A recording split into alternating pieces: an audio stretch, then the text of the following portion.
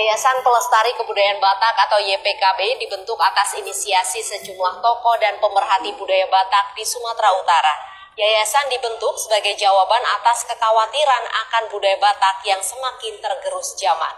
Penggunaan bahasa Batak dan pengenalan alat musik tradisional Batak dinilai sudah jarang ditemui di kehidupan sehari-hari.